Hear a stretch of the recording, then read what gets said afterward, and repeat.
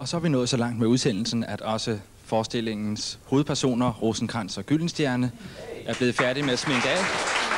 Der kommer de, Morten Grundvald og Jesper Langberg.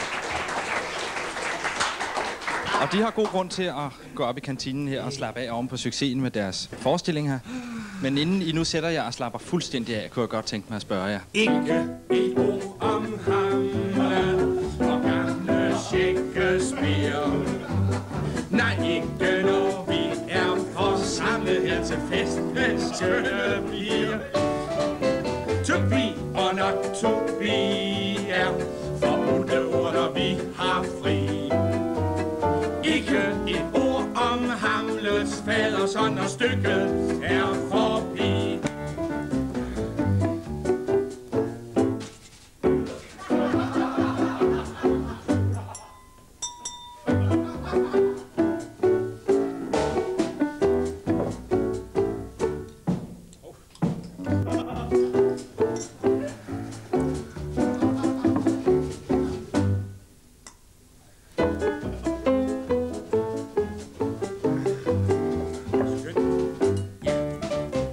Ikke et ord om Hamlet, og ingen snak om skuespil.